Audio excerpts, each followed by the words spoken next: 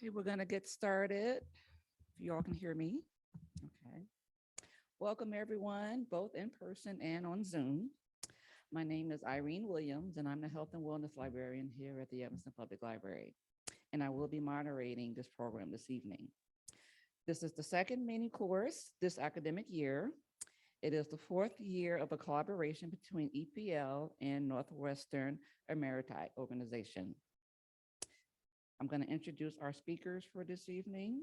Dr. Barbara Deal is a pediatric cardiologist and a professor emeriti at Northwestern's Feinberg School of Medicine, a pediatric cardiologist that diagnoses and treats heart disease in children.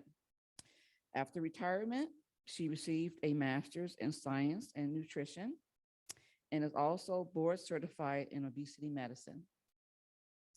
Dr. Stephen DeVries is a preventive cardiologist who is also the co-founder and executive director of the Gaples Institute, an educational nonprofit with the mission of advancing the role of nutrition and lifestyle in medicine.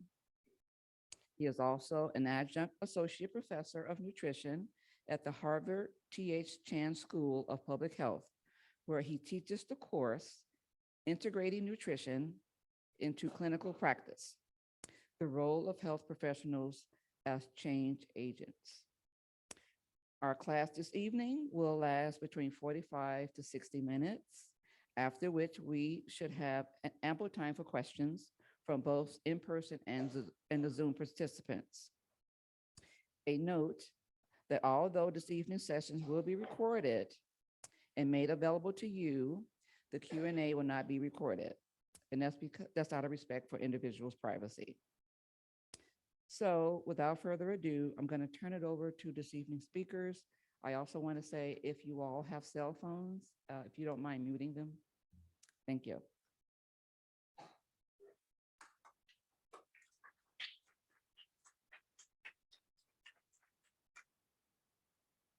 Let me get rid of this. Thank you very much, Irene, and thanks also to Gina and to Jeff for setting this up.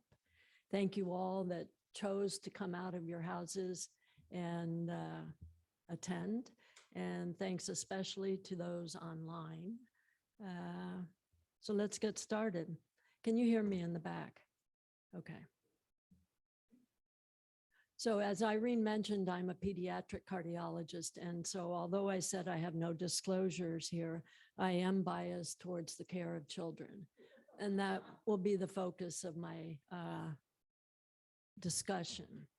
And so why should we care about what we eat? I think everybody here and everybody watching takes for granted that we want to live a long and healthy life with a good quality of life. And so what we hope to convey is that what we eat determines our cardiovascular health and the cardiovascular health, not only of our children, but of our grandchildren. We want good quality of life as we age, and what we eat contributes to the major non-communicable causes of death. Non-communicable is that cumbersome term for non-infectious causes of death, i.e. not COVID, not tuberculosis. I will talk a lot about obesity, and many people who have sought medical care for obesity have not had very positive encounters with the healthcare professionals, which Stephen and I recognize and we're sorry about, but we hope to be changing that approach. Obesity is a disease. It is not a choice. There are two parts to my talks this week and next week. And in part one, I'm going to talk about the growing impact of obesity on children of all ages. Obesity begins in early childhood, and obesity is a leading cause of many diseases in childhood, which we don't tend to recognize. And changes to dietary choices can improve the health quality.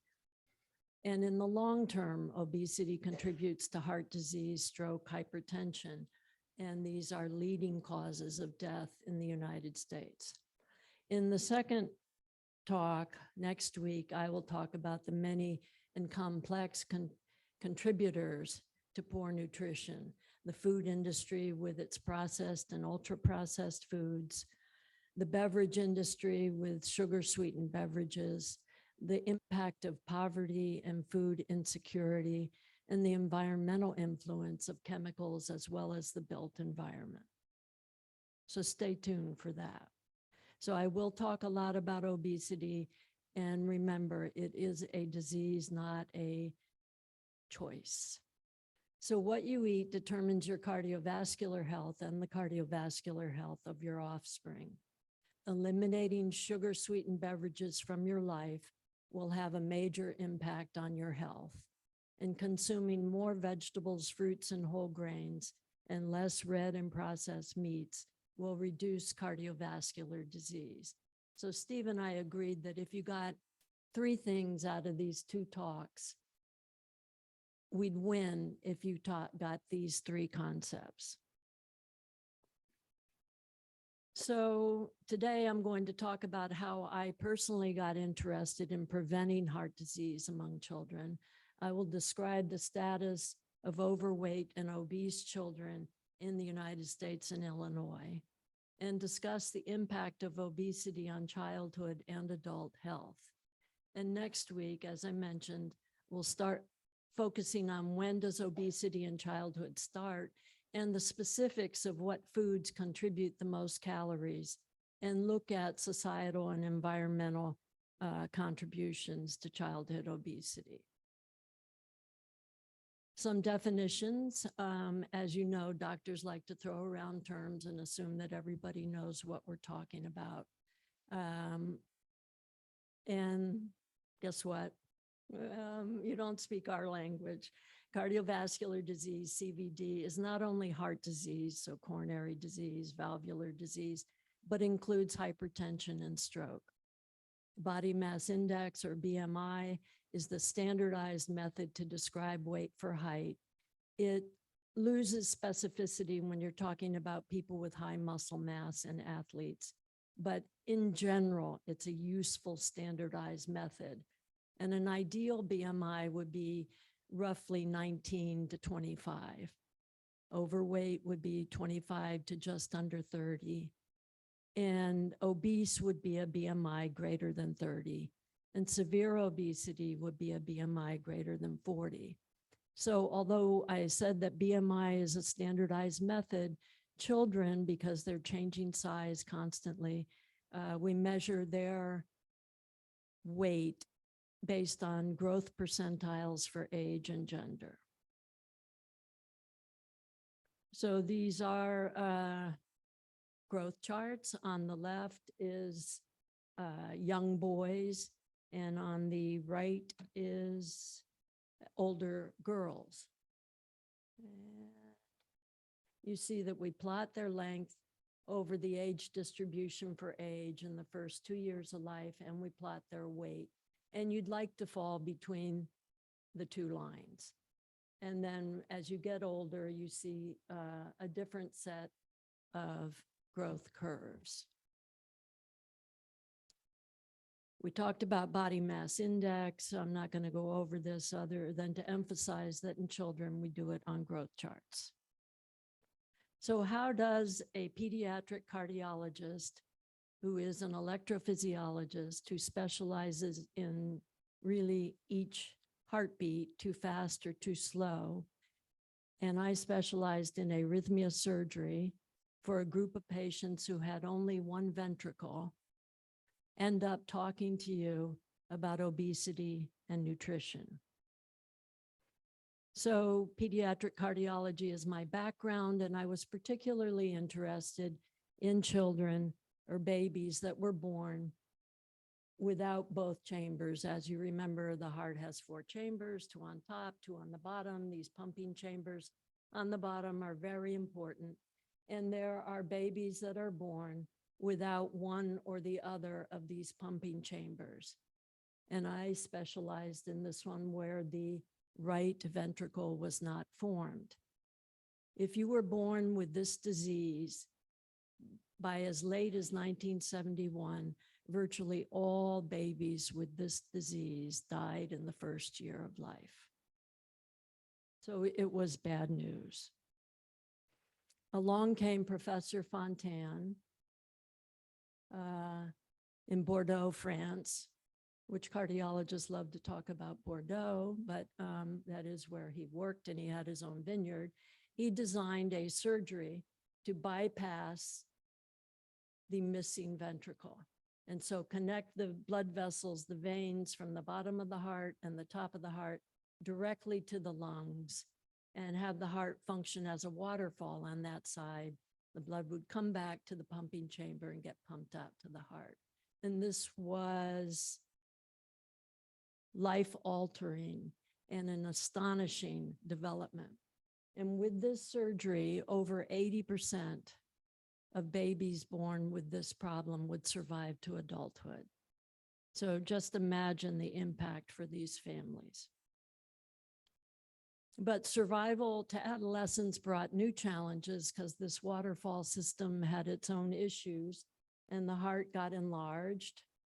As you see on an X-ray, you're not supposed to fill the chest with your heart. They developed a rapid heartbeat or tachycardia.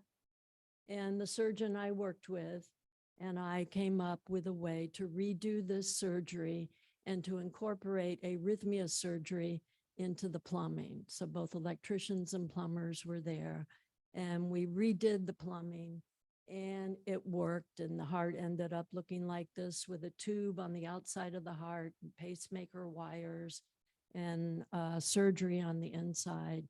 And it was novel. We didn't know if it would work. And lo and behold, it worked for selected patients. And we trained people from around the world. We visited around the world to other centers. And then Professor Fontaine came and visited us. And this drawing depicts the maze that we designed electrically to fool the heart's electricity so it wouldn't possibly think of beating too fast, in addition to that plumbing. And because I like taking pictures, I made a book of the first 100 patients that we did with this. And Professor Fontaine came and he said, in addition, you made me proud of what I have a long time ago worked on. Thank you. And so it was very gratifying to have Professor Fontaine come to us and say, thank you for what you did. And we're there very delighted with this outcome. 140 was factors greater than anyone else in the world had. So that was a huge number of surgeries. And so then after seeing Dr. Fontaine and feeling so gratified, I went back to being a clinical cardiologist and went to outpatient clinic, recognizing that obesity contributes to the leading causes of death in the United States.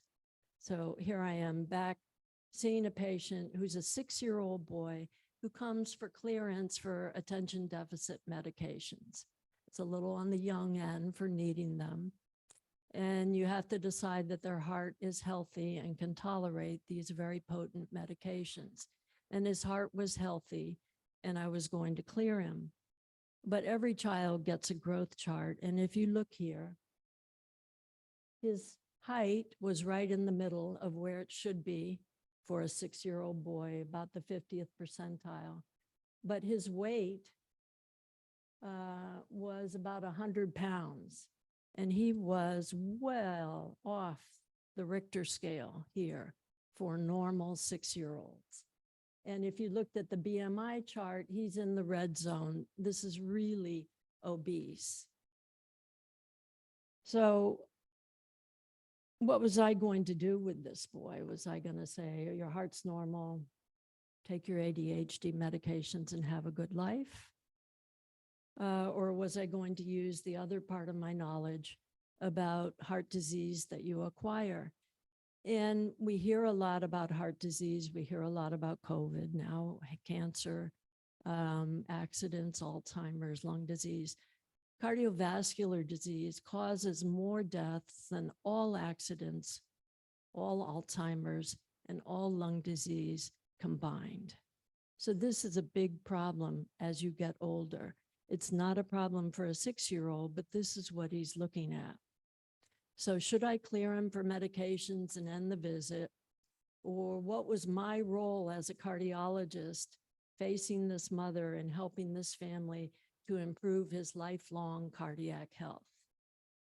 And I said to her at the end, I said, I'm going to clear him for medications, but we have another problem here. And that is that he weighs way too much for a 6-year-old boy. And she looked at me and she said, Dr. Deal, I know that. I've known that since he was 1 year old. I couldn't pick him up. She said, you are the very first doctor to mention his weight to me. That was pretty horrifying. She said, I know something's wrong and I know we need to do something and we need help. So I was thinking about this and I thought these Fontan patients that are missing part of their heart, there are fewer than 50,000 of them who live on this planet. And if I look into obesity in childhood, in the Chicagoland area, there are more than 90,000 obese children. So my 140 cases that we operated on, that's great for those, but in terms of having a big impact, we are staring at a really big problem. And who is addressing this? Pediatricians clearly are not equipped, since I was the first person to mention it to this family. So as my daughters know, when something gets my attention, watch out. I knew I needed education, and I don't dabble when I decide to do something. So I got a master's of science in nutrition. I got board certified in obesity medicine, and I hounded Dr. DeVries to keep educating me on the role of nutrition. And I learned that obesity starts in earliest childhood. It's a disease with major health consequences for children. It causes heart disease by early adulthood. And nutrition in early childhood deserves more attention on a daily basis. So if we look at the prevalence of obesity in childhood, babies aren't born obese. Yes, there's a rare infant of a diabetic mother that weighs too much, but for 99.x%, all babies are born at a healthy weight. By 2 years of age, 13% will be obese. By 2 to 11 years, 1 in 5 will be obese. And then by adolescence, 22% will be obese. This isn't overweight, this is obese. And then when you get to adulthood, as you've heard plenty of times in the newspaper, 42% of Americans are obese. And if we look at the United States in terms of, well, that's a great statistic, but what does it mean for actual numbers? That means there are almost 10 million children in the United States who are obese and another 10 million who are overweight.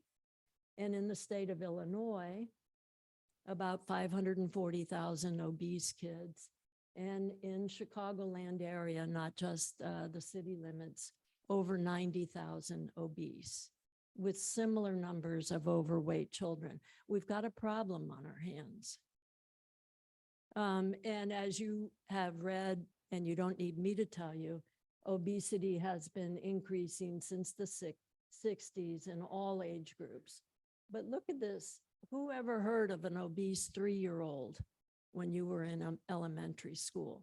And now look at all these obese children of all ages, and it keeps climbing. It varies by race and ethnicity. It's highest among Hispanic and Black children. It's also higher among poor children. Is it poverty or is it socioeconomic status? Or, I mean, is it socioeconomic status or your ethnicity? And I think next week we'll find out that poverty contributes directly to obesity, which was not intuitive to me. Obesity starts at a very young age. If a child in kindergarten is obese, between 70 to 90% of these children will be obese through age 14 years. And 70 to 80% of these adolescents who are obese or overweight will be obese as adults. That's not a good launching pad, is it? We can do better for our children than this. Heart disease then in adults begins to appear as early as age 20 to 30. It's not surprising that there's heart disease in the over 80, and as you age, you get hypertension and strokes and heart disease, and we accept that as a fact of life in the United States. But by 20 to 30 years of age, about 1 in 6 females and almost 1 in 3 males have evidence of heart disease. So in 2010, the American Heart Association, which we're both members of, set goals for 2020 for adults to improve the cardiovascular health of all Americans by 20% and reduce deaths from cardiovascular disease and stroke by 20% by 2020. We didn't hit it, but it was a start, and they implemented specific targets to achieve these goals and gave it a name, Life Simple 7. Now, despite Life Simple 7 being part of every adult cardiologist's lexicon, in pediatric cardiology, we had never heard of this. So the idea was that if you address diet, physical activity, weight, and smoking, and eliminated those risks, you would prevent over 80% of cardiovascular disease and diabetes, and over 40% of cancers. Cancer, wait, we were talking obesity. Where does cancer come in here? You're going to find out. So we could save 90% more lives by focusing on these problems and decrease healthcare costs in the meantime by 30%. These are the simple 7: smoking, diet, activity, and body weight, and 3 factors that you would measure: blood glucose, cholesterol, and blood pressure. And if you improved any one of them to normal, you would substantially reduce your risk of heart disease. And what are these metrics? Don't smoke or having quit smoking greater than 12 months ago, a BMI under 25, physical activity 150 minutes a week or more, a healthy diet score, a total cholesterol under 200, blood pressure less than 120 over 80, and a fasting blood sugar under 100. If you're an adult, you've had these, and you see a doctor, you've had these checked, and you're familiar with them. Not so with children. And what are they calling an ideal cardiovascular healthy diet? Well, greater than 4.5 cups a day of vegetables, greater than or equal to 2 servings of fish per week, reduce sodium intake, decrease sugar sweetened beverages to less than 2 per week. About 10% of Illinois high school students drink more than 2 per day. And eat whole grains. Well, clearly this is designed for adults, right? And at birth, all babies are born with ideal cardiovascular health unless they have congenital heart disease. And they don't hit the diet marker because they're either bottle fed or breastfed, ideally. So what are the proportion of US children that meet these criteria? No children in the United States meet all 7 criteria. And you can see that most hit in the 3 to 4 to 5 range. We've made great impacts on decreasing smoking, but physical activity and diet are really a challenge for youth. And it's no surprise about that diet thing, because in the middle there is, this is not a good color, this green. You want to be blue. And children are not hitting the healthy diet score, nor am I, if I'm honest. I don't eat much fish, despite my neighbor's efforts to get us to eat more. So no children met 4 or 5 of the healthy diet goals, none. So I started attending these preventive cardiology things over at Northwestern, and I went to one where the chief of cardiology was meeting with a group such as this who were interested in improving their health. And this gentleman asked, well, what can we do to improve our risk? And I was sitting there looking at this, and we just presented the data that at birth, all babies are healthy with the certain exceptions. By age 12, fewer than half by age 12 have greater than or equal to 5 ideal characteristics. And when you get to over 60, 5%. And so this man is in this 5% range with ideal cardiovascular risk, saying, what can we do? This is a big problem. We've got to help these old people. Being one of them, I'm sensitive to that. But I'm like, we lost the battle here. The key period was right here. What were we doing in those first 12 years with children? So what is it about obesity that causes disease? Obesity is not simply a cosmetic problem. Adipose tissue is an endocrine organ. You think of your thyroid and your adrenals as endocrine organs. Guess what? Adipose tissue actively secretes cytokines and inflammatory chemicals that are directly negative to your blood vessels and to the organs of your body. And these chemicals cause disease, and they cause cancer. And not all fat is created equal. There's brown fat and white fat. White fat is subcutaneous and around your organs, and brown fat is what is there to keep you warm in terms of evolution. Visceral fat is what surrounds the liver, the heart, the kidneys, the pancreas, and the blood vessels.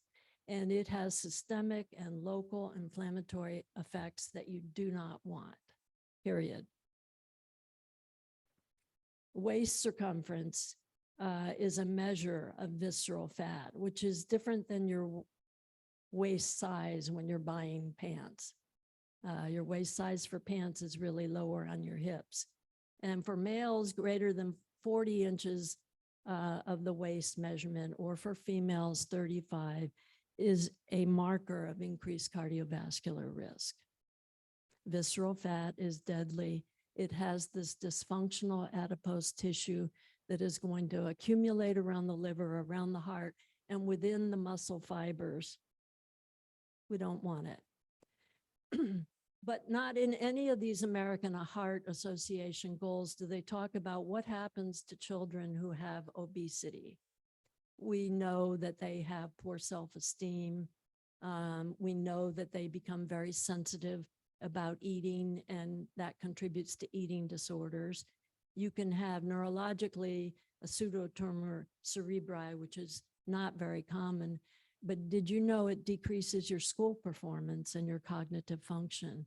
I won't dwell on the cardiovascular aspects for this, but it directly contributes to asthma. I had no idea. We've been treating kids in the ER during your residency with asthma all along. You never thought about telling them about their weight. They can have gallstones, fatty liver, kidney disease. They have significant orthopedic problems, flat feet, Blount's disease, slipped hip joints. And the endocrine disorders, we're now seeing type 2 diabetes developing in children as young as 7 years of age. I did not know that obesity in a woman who would like to have children decreases fertility, increases their risk of having a miscarriage, and increases the risk of congenital heart disease in the offspring. I mentioned cancer and obesity. You'll probably hear more about that from Dr. DeVries. There are 13 cancers where the evidence is strong that the obesity contributed to the origin of these cancers. And you can see the list. Liver, gallbladder, pancreas. That's pretty sobering. I had no idea. F of fructose, and Illinois does its job in manufacturing high fructose corn syrup. This F stands for fructose and fat, and you can think of fructose as a direct fat producing factory within the liver. The fructose goes to the liver, and the liver directly manufactures fat tissue, which leads to fatty liver, insulin resistance, high blood pressure, weight gain, cancer, the whole bit. Not a good thing. High fructose corn syrup is in our sodas, and the average soda consumption, this hopefully is less by now, is 50 gallons per year per person in the United States. And we used to think about an 8-ounce bottle of soda, then a 12-ounce can of soda, and now a 16-ounce or larger bottle of soda. And this has between 12 and 17 teaspoons of sugar in one serving. That's a lot of sugar.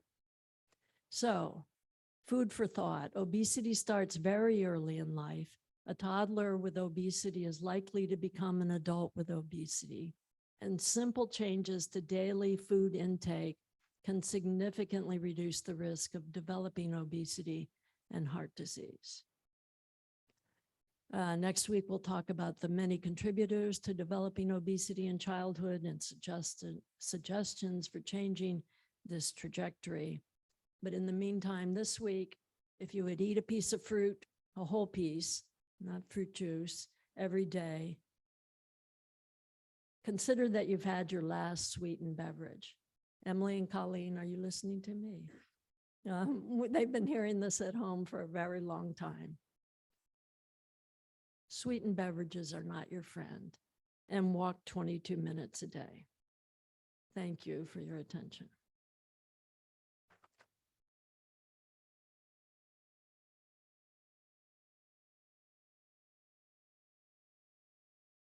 Thank you. A moment of digital jujitsu here as we switch out.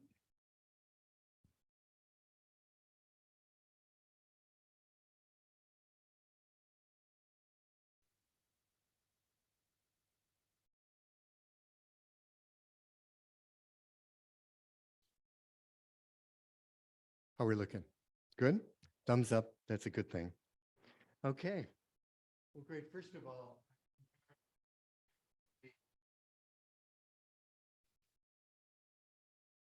thank you so much for hosting this program. This is an amazing group. And I wanted to also ask all of you to begin with, who here knows someone with heart disease? Raise your hand. In Zoom, you can raise your digital hand. Okay. Who here has a heart? Okay. Okay. We've got, great. We've got, oh, okay. Do you want to? Great. Well, that's why this topic today is so important.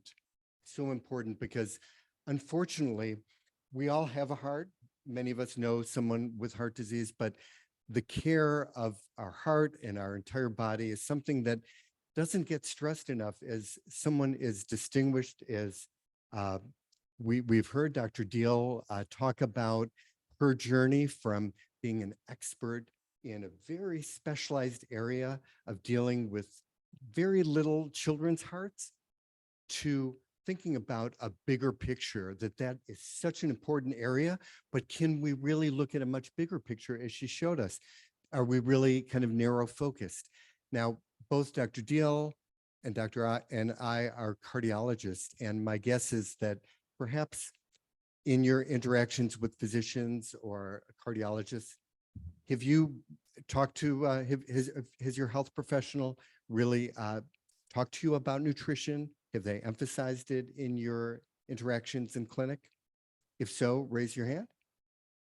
A few people. That's wonderful. That's wonderful. Our goal is to make that everybody, because the problem is nutrition is really not emphasized very well in medical practice or in education. And that's why, as you heard, I have left actually my preventive cardiology practice that had a 9-month wait list. And I left because I wanted to do something that I thought was so missing in practice, something that Dr. Deal explained so eloquently, and that is to address this gap in nutrition education in medicine and nutrition practice in medicine. And that's why was the co-founder of the Gaples Institute. It's a nonprofit focused on education and advocacy for making nutrition a bigger part of medical care. It's a really important area, and that's on that basis being here today. Our target audience are both health professionals. We offer educational programs for them. Our course is now required in 6 medical schools, which I'm thrilled about, but it's got to extend even beyond that. And we also do public education. But just think about it. Think about physicians on average not having sufficient nutrition education to help guide each and every one of you.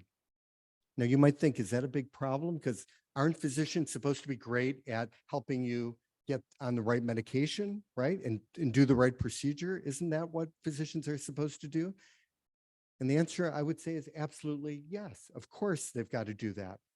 But I'm going to show you some data that really highlights what is missing generally in modern medicine and what we can do about it, most importantly.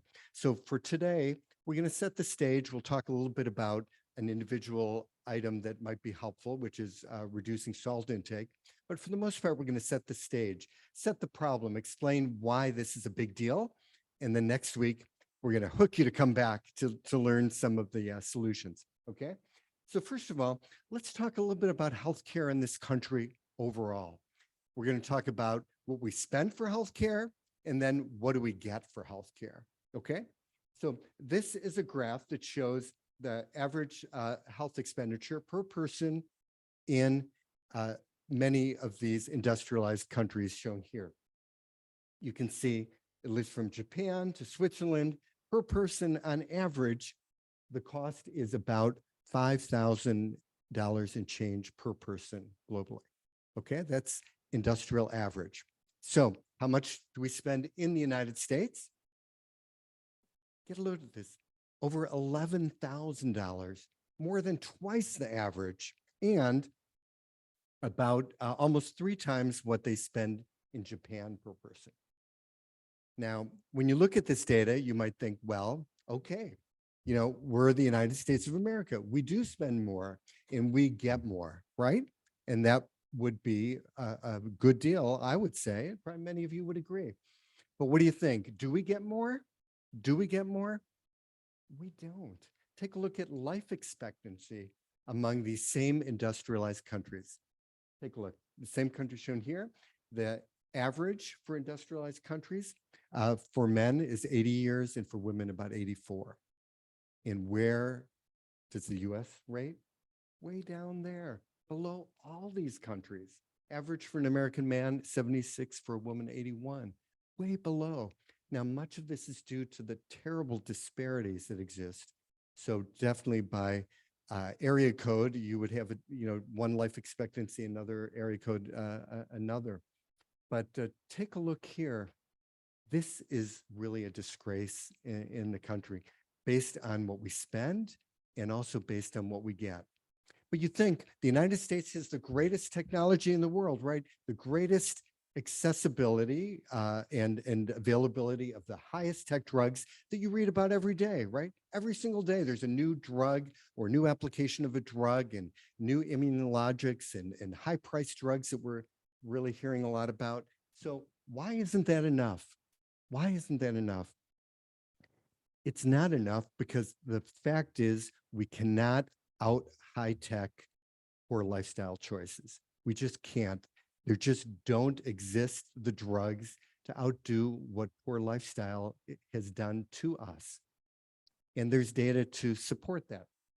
And this US Burden of Disease Collaboration Group, it's a fancy name for a group that looks at all the risk factors that are predominant in the United States for the most serious diseases. And then they look for how those risk factors contribute to the disease. Now, when we look at the top risk factors related to death in the United States, they're all the ones that you can imagine, right? They're alcohol abuse, their sedentary lifestyle, their tobacco use, and you could go on and on.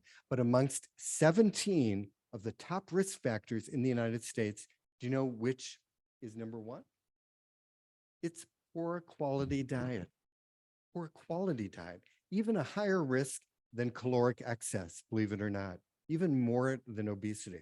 Obesity is not far behind, number three, but number one is poor quality diet. So we've got a big problem here. We've got a big problem.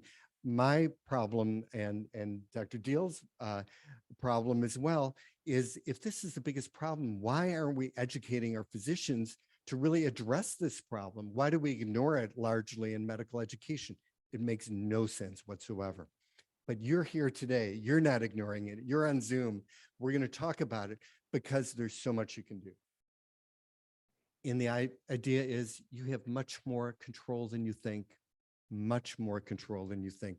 Certainly, going to your doctor and getting advice from your doctor and taking medications if they're prescribed, those are all critical for your health. And I wouldn't by any means dissuade you from thinking that those medicines aren't important. They are. But on the other hand, if you think that you can take the right medicines and achieve optimal health, the answer is absolutely not. You can't do it. There are no medicines taken by themselves that will give you optimal health in the absence of good lifestyle, including nutrition. So when it comes to heart disease, you know, when you read a research study, and in the paper, sometimes they add this caveat, well, more research is needed to define this, or we need more research, right? You've heard that a million times. Read a journal article, it's always, I think they put a template, it's the last sentence on every article. And there's a lot that we don't know, but what we do know is this, that most heart disease is preventable. According to the World Health Organization and others, 80% of heart disease is preventable. And the fact is, we already know how. We know how to do it. We know how to do it. And it's with lifestyle choices. And nutrition is front and foremost. The three big ones are nutrition, physical activity, and not smoking. Those are the three biggest factors that contribute to heart disease. Now, there are inherited problems, but let me tell you that some people say, oh, you know, I've got heart disease in my family, I'm fated. You know, this family member had this problem, this one had this one in early ages. And it's absolutely true that if you were unlucky enough to pick the wrong genes, the wrong parents, you do have certain factors that by default might be working against you. That is absolutely true. But what is also true is, don't think for a second that the right lifestyle choices can't mitigate much of the adverse circumstances related to those poor genes. Not all of it, not everything that's genetically determined can be averted by lifestyle, but the vast majority of it can. So remember that your fate is not in your genes. Your fate is largely what you do with your genes. And we're going to talk about that. First, we're going to talk about just a few major categories. We're going to get into the nitty-gritty next week. But one thing that is really front and center, and as Dr. Deal had pointed out, is the predominance of ultra-processed foods in our diet. Now, there's so much discussion about what's the right diet, right? A lot of people wonder, like, does anyone really know what they're talking about? Because one day it's this diet, the paleo diet, and the keto diet, and the whole foods diet, and the plant-based diet, and so many people claim to have the diet. And, you know, there is truth, there are elements of truth to all of those diets. And we're going to talk more in details about what elements of truth might exist and what might not be so truthful for many of those. But what is common to everyone who is credible in talking about nutrition is the problem related to ultra-processed foods. There's not one dietary plan that calls for eating more ultra-processed foods, none of them. So that is one thing. Now, you might think, well, that's funny. Well, who's eating this kind of stuff, right? Who's eating that? That's junk food. No one eats that stuff, right? Well, first of all, let's define what they are. These ultra-processed foods are really chemical creations. They don't exist in nature. They have to be produced, they're concocted, and they have very little, if any, natural foods that ever grew in the ground. Very, if any, sometimes none, sometimes very little. And what they do have is this: tons of added sugar, salt, combinations of them, additives, artificial flavors, all those things. You know what they do? They lead to very long shelf life and very short human life. Really, they're meant to extend the shelf life that exists and their problems. So getting to the question, you might say, oh, I don't eat much of that stuff. Well, you might not, but if you're the average American, you sure do. Get a load of this. For US adults, 57% on average of their total calories come from these junky, ultra-processed foods. 57%. And if you're a child, no, it's not a big surprise about the statistics that Dr. Deal showed us so clearly. No big surprise about that, because 2/3 of the calories consumed by children come from these ultra-processed foods. So the assignment, I love the assignments that Dr. Deal had given you. And I'm going to give you one in just a moment related to ultra-processed foods. First of all, recognize that these ultra-processed foods are really problematic. They're problematic not only because they relate to obesity, but they relate to death. That those who consume the most versus the least of these ultra-processed foods have a much higher rate of dying early. So these ultra-processed foods are a big deal. So the question is, this is your assignment. What's in your shopping cart? What's in your shopping cart? You know, you hear a lot about a healthy food plate, right? What's in the plate? Half of it vegetables and fruit, and a quarter of it should be, according to our current food plate, protein, they call it. Like no one eats like macronutrients, like a protein. You don't go to the store and buy protein. A lot of people think of that as animal products, but that is certainly not the case. There's excellent high quality plant source proteins too. So protein's supposed to be a quarter about, and then the rest, the plate says, according to the government, grains. It should say whole grains, not just any old grains. We'll talk more about that next week. But the question is, what's in your shopping cart? So it's a real question. What is in your shopping cart? When you go to look at your cart, you can't get half of your plate being vegetables and fruit if half your cart is in vegetables and fruit. So what's in it? For a lot of people, what's in their cart looks like this. And I invite you, as you go shopping between now and next week, really take a good hard look at what is in your cart. And if you've got a lot of this, it's a problem. It's a problem because if you take it home, you're going to eat it. And think about what could be in your cart. And I would suggest that at least half of your shopping cart be made up of vegetables and fruit.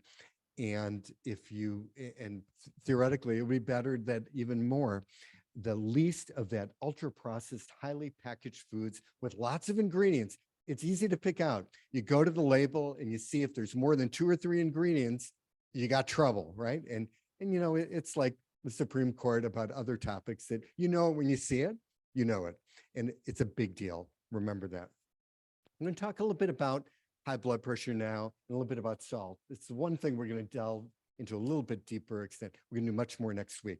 So when it comes to high blood pressure, a lot of you raised your hand saying that you know someone with heart disease. My guess is that for many of you, it includes high blood pressure amongst people you know, or maybe yourself. And the fact is, if you get to be middle-aged, that by the time you get to be 90, you are going to have high blood pressure more than likely. The vast majority of people do develop high blood pressure at some time in their life. The vast majority, it's really quite striking. So what contributes to high blood pressure? What are some of the factors? Well, having excess weight certainly contributes.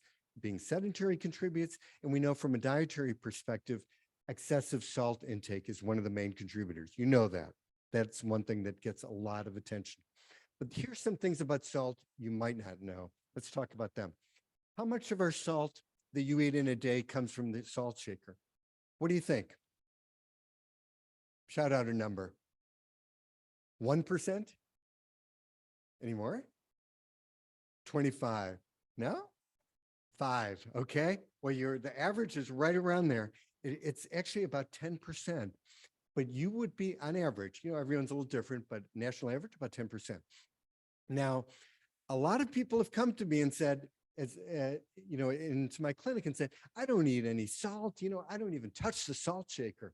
Well, I just wanted to remind you that it's not about only about the salt shaker. Now, there was a study within the last year that showed how much you add from the salt shaker doesn't matter. So not to say it doesn't matter at all, but don't think if you're not using the salt shaker that you're totally outside of the salt problem. And we're going to talk a little bit about where salt in your diet might come from, might surprise you. Okay, they do surveys in the United States of foods that typically have a lot of salt in them. And not only foods that have a lot of salt, but how much of that food is generally consumed by the average American. So you'd think even if a food doesn't have as much salt as another food, if you eat a lot of it, that food item is going to contribute greatly to your salt intake. Got it? So judging the amount of salt in the food and the average amount of that food consumed by the average American, let's look at the top 3 food sources of salt in the United States. Okay, we're going to go in descending order. Number 3, might surprise you, it's burritos and tacos. Can you imagine? Burritos and tacos. Why? Burritos and tacos because the tortilla's got a lot of salt. It often includes cheese that's got salt, salsa's got salt. Meat that's used usually has a sauce that has salt. So believe it or not, burritos and tacos, and this is new. This talk given a couple years ago would not have burritos and tacos in it, but we're surging. Maybe it's a post-COVID surge in takeout burritos and tacos. I don't know. But number 3. Okay, number 2, our favorite in Chicago, ta-da, pizza. Pizza. Why pizza? Well, Americans eat a lot of pizza. Chicago, thank you very much. And the pizza, where is the salt in pizza? It comes from the crust. It comes from the tomato sauce. It comes from the cheese. It comes, if you eat it with meat, it comes from the meat. So all of those things have a lot of salt, and Americans eat a lot of pizza. So we got number 2. Number one, you will not believe it probably. You might think tomato soup, right? Nope. It is cold cut sandwiches in particular. Cold cut sandwiches, isn't it crazy? Now, these are cold cuts, not sliced turkey breasts. These are prepared meats. So this is ham. It can be also sausages put, with all kinds of breaded coatings. But basically, it's cold cut sandwiches. Isn't it something? You would not think that on first principle. So those are 3 really big sources of sodium. So how do we desalinate? We talk about desalinating the ocean. We got to desalinate our diets. So how do we do that? By getting rid of as much bread, rolls, and tortillas as you can. Now, bready items have a lot of salt in them, usually about 100 milligrams, depending on the type of bread you get, but about 100 milligrams per slice. Now, that's not a whole lot individually, but Americans eat a lot of bread and bread in different forms. So bread is a big deal. So right off the bat, anything you do, if you're going to go get a burrito bowl. As opposed to the burrito with the shell, with the tortilla, you're going to save a lot of calories. You're going to save a lot of salt, and you're going to save a lot of carbs. So get rid of the bread to the extent possible. If you eat a sandwich, try open face. If you eat a bagel, we'll talk more about bagels next week. Eat an open face bagel, half the bagel. Reducing as much as you can. Pizza, thin crust instead of deep dish. Fast food is typically loaded with salt, as you know, and getting rid of cold cuts, all those things. So there is another side. I love talking about nutrition. I don't like to only talk about things to avoid and things to stay clear of and things to not do, because it makes nutrition sound not fun, right? Sounds like, a punishment. But there's so many wonderful things that nutrition can offer. And I love to not only talk about what to avoid, but what to get more of.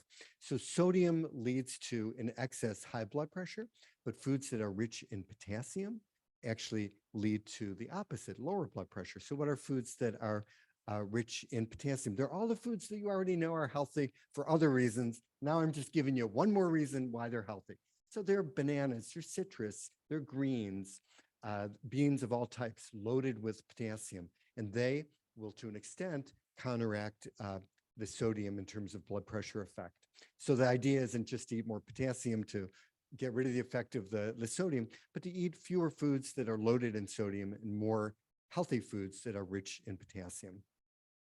And just as an aside, because we're talking about the relationship of these foods to blood pressure, one thing to keep in mind is an aside from nutrition, but just as a self-care sort of idea, that blood pressure is often not accurately measured, not at home, in the doctor's office. Get a load of this, not accurately measured often in the doctor's office. Why? Because when you go in, you're usually harried along from the waiting room. They plop you down on an exam chair. You're sitting up without a chair, without a back. Your legs might be folded. Maybe you got to go to the bathroom. All those things, being harried, not resting before the blood pressure is taken, having your legs crossed when your blood pressure is taken, not having a back to the chair when your blood pressure is taken, talking when the blood pressure is taken, have all those items can contribute to a falsely elevated blood pressure reading. And a lot of the readings in doctors' offices are not accurate for that reason, even though the person taking them knows very well how to take the actual reading. It's just that the conditions aren't good. So one thing to keep in mind, the best blood pressure measurements actually are done at home. If they're accurately done at home, it can be better because you have to wait a few minutes before you sit down, before you get the reading. Again, best not to have your legs crossed, not to be talking, not to need to go to the bathroom. So a couple of things to think about. Our nonprofit for free, you can just access bptips.org. It will show you how to take your blood pressure at home and avoid the problems that lead to artificially high readings. And those same tips can be helpful. I know it's not maybe very comfortable, but you might want to, even when you go to your doctor's office, say, wait a minute, I'd like to wait a few minutes before I get my blood pressure taken. Or, excuse me, I've got to use the bathroom before I have my blood pressure taken. Or, excuse me, could I sit in a chair with a back before I have my blood pressure taken, not sit on the exam table like is common? So just some really common things that relate to blood pressure as well as the dietary influence. So now we're going to get to a part of the talk that I love a lot, and that is self-discovery of food. Now, dark green leafy vegetables, as we're going to talk about next week, are very health promoting. And they're actually one of the most potent foods you can eat to advance your health and avoid heart disease. Dark green leafy vegetables. But here's my question. Did you ever wonder what's in dark green leafy vegetables, or any vegetable for that matter? You ever wonder? Probably not, right? It's just this green stuff, right, that grows, and you probably heard it was good from Popeye spinach, and all that's good, right? All that's good stuff, makes big muscles.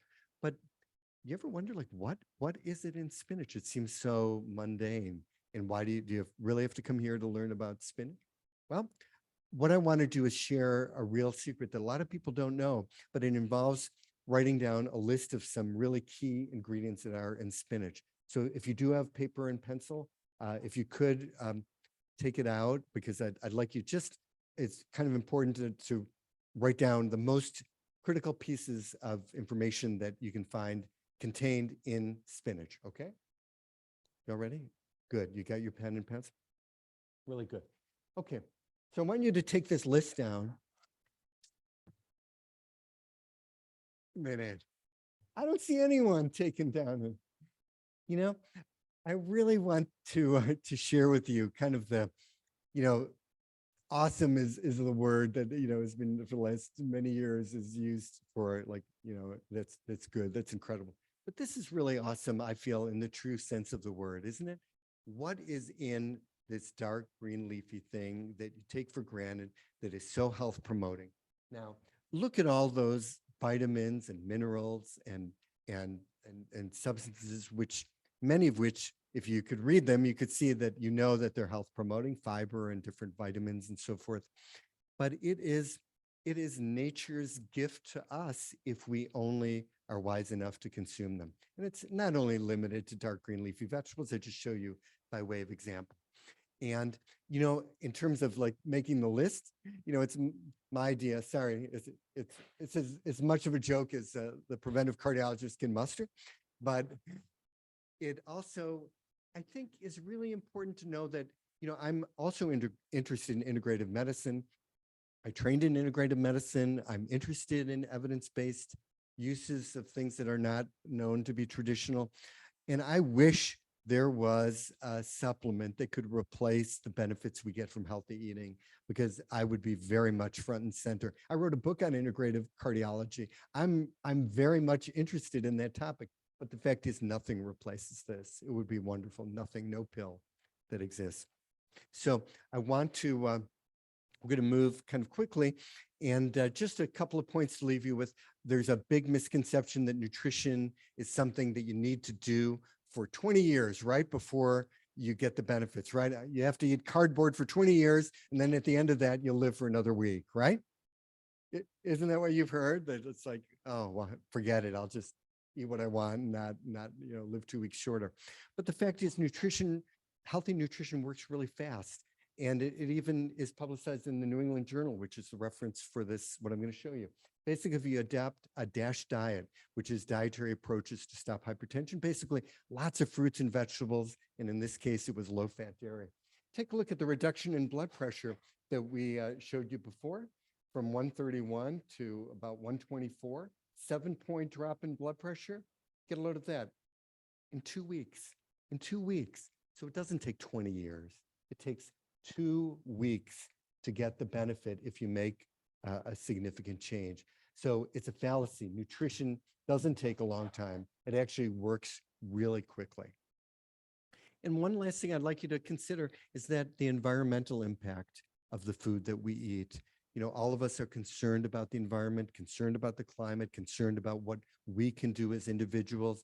Many people, I know this is an area where people are doing a lot of composting and a lot of caring in many ways about lights and heat and solar panels and insulation, all those things. Well, just know that our food choices also impact greatly our environment, both in terms of water utilization, because food systems comprise about 70% of the world's use of fresh water. And also, our food choices relate to about 30% of greenhouse gas emissions. And just one fact, we could talk a long time about this, but one fact to keep in mind, this is a graph of greenhouse gas emissions and comparing the different food substances. Take a look, legumes, fruit, vegetables, all down here below with very low greenhouse gas emissions, nuts. Then as we get to chickens and eggs, fish, higher, dairy a little higher. And take a look at the award winner, red meat. And this is award winner in just the wrong direction. That red meat is actually one of the biggest food sources of greenhouse gas emission, and way outdoes every other source. It's a huge problem. And why is that? Why is that? Take a look at Bessie here, our cow. Well, there's a special problem. The food that cows and cattle are able to eat, they're able to digest fiber in a way that humans can't. So that's why you can give them straw. Now, typically, unfortunately, they're not given straw. They're given beans and meal that they're not used to eating. The food they're not used to eating also, in addition to more natural foods, are fermented in their stomachs. And the fermentation process releases methane. And methane is then, it is ejected at the front end. It's that people wonder, it's a trivia question, does the ejection come from the front or the back? It's the front. It's the front. And the methane from the front is a huge problem for greenhouse gas emission because it's methane. And methane, depending on the study, is over 50 times as potent a greenhouse gas as CO2. And you think, well, how many cattle are there? A whole lot. From this big lot cattle production with the massive number of cattle that are raised to sustain our meat loving habits and ways. This is a big deal. So one way you can both improve your own health and cut down on the environmental footprint is by drastically either reducing or even better, eliminating your consumption of red meat. And even making a small change, cutting down from 5 servings to 1 a week. Well, maybe that's not such a small change, but you don't even have to cut out completely to make a big difference. But if you cut down from 5 servings a week to 1 serving a week, it's the same as cutting down the greenhouse emissions that would have occurred from driving 10 miles in a standard car. It's really a big deal. So if you'd like to learn more about the connection between food, personal health, and the environment, There's a couple of sites from our nonprofit. These are free. Plateforplanet.org for patients. There's a parallel course for clinicians. And if you'd like to learn more about healthy eating, you can go to our nonprofit's website, totally free, available in Spanish and English, learnhealthyfood.org. We'll take you there. Thanks so much for your time and attention.